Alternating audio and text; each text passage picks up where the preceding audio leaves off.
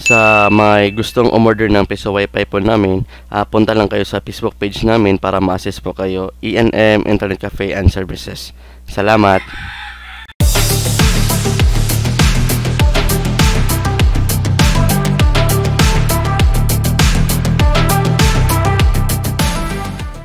Magandang araw mga Kaps. Ayan, so nagbabalik ENM TV. So ngayon mga Kaps is meron tayong home service na piso wifi.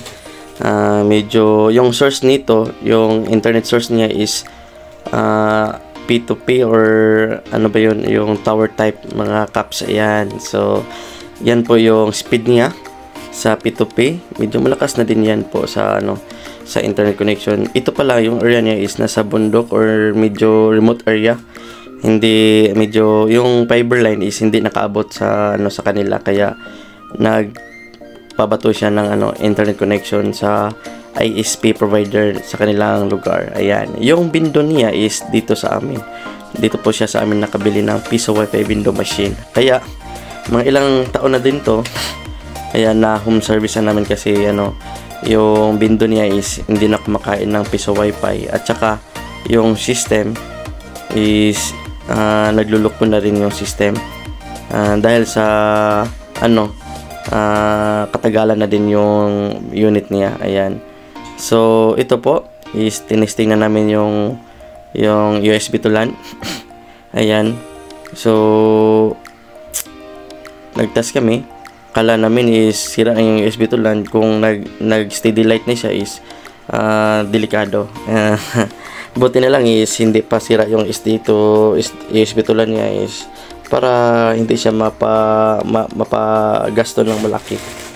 Di ba?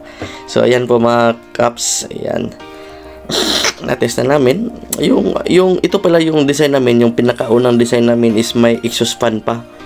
Yung latest version namin na piso wifi is wala na po yung malaking exhaust fan kasi maraming na-experience kami na talagang kung mag-exhaust fan ka is dapat well maintain yung piso wifi window machine mo, is palagi mong ninilinisan every week or every coins out mo, kasi ang dami po na madami po yung alikabok na nakakapasok sa loob ng window machine natin. Ayan.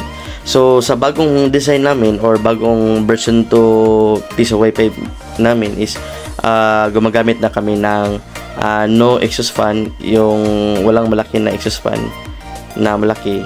Yung ginagamit namin para pang palamig ng board is mini fan na 5 volts lang, tapos wala po yung wala po, hindi kayo masyadong umahakot ng ng alikabok. Ayan, so tapos yung system na ginagamit namin is hindi na po LPB, yung Wi-Fi 5 na po yung ginagamit namin mga Kaps. Ayan, Wi-Fi 5. So papalitan natin ito ng Wi-Fi 5 system kasi medyo maganda yung system ni Wi-Fi 5. Maganda naman po yung LPB, is meron lang talaga akong nakita doon sa system ni Wi-Fi 5 na medyo okay at pasok sa aming gusto. Ayan, except sa makikita mo yung CPU usage, monitoring compare sa LPB is wala pa silang CPU usage na pwede natin makita kung pwede na ba i-upgrade yung board natin sa board natin, especially kung marami na po yung user na sa area.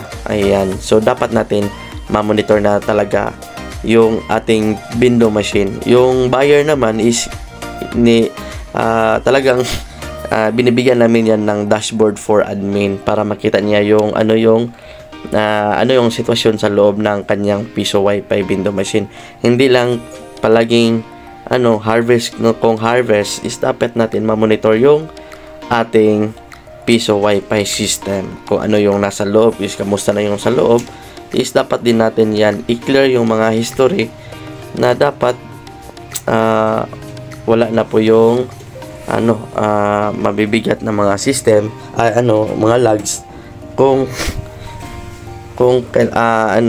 lags, para kung hindi naman needed is nire-recommend namin sa mga client namin mga Kaps kung kailangan na ba every month is kailangan talaga clear history yung sa sales inventory at saka yung logs doon sa system logs.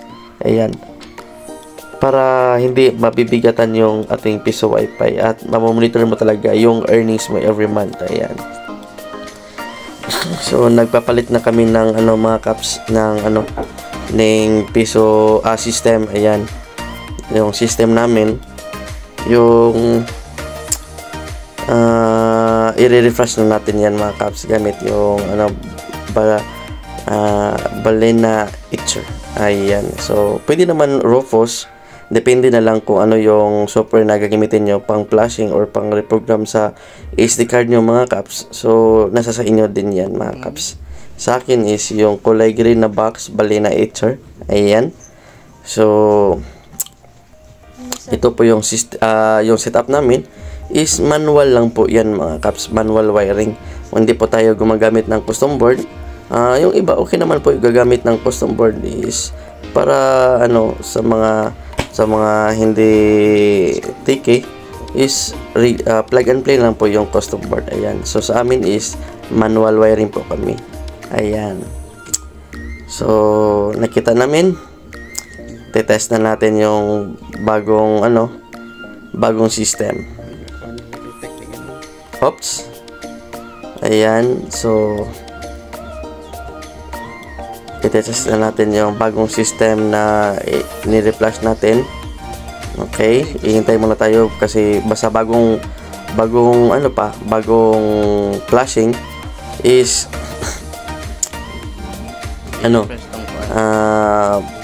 matagal or need pa natin i-activate yung i-activate natin yung system mga caps.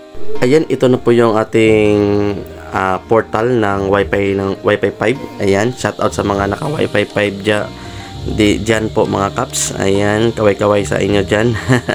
So ito po yung source niya, P2P po yan sa ibang provider, internet provider. So medyo mataas din yan, mga 80 feet din yan para mas maganda kung yung may line of sight sa doon sa main base. Ayan. So snack time tayo mga caps.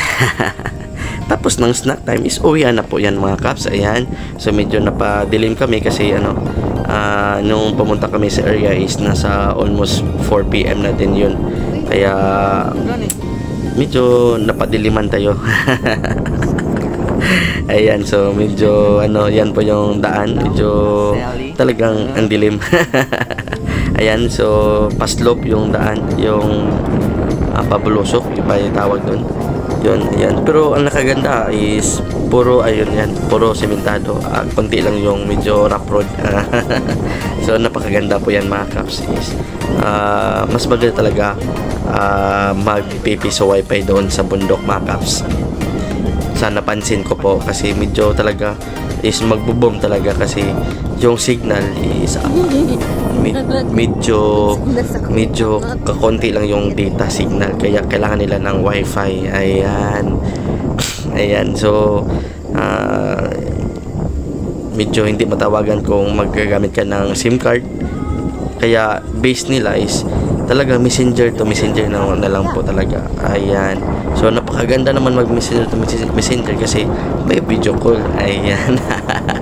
Nakikita mo pa yung actual na tinatawagan mo. Ganyan talaga ang nasa mga remote area na hindi accessible yung data.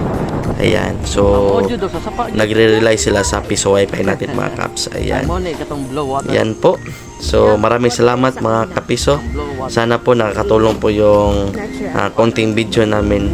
At huwag kalimutan mag-like and follow sa aming YouTube channel mga caps. Meron din kami mga nakaraang video na same base type piso wifi. So huwag kalimutan mag-like and follow sa aming YouTube channel and sa Facebook page A&M TV, A&M Internet Cafe and Services. Maraming salamat po and God bless sa atin.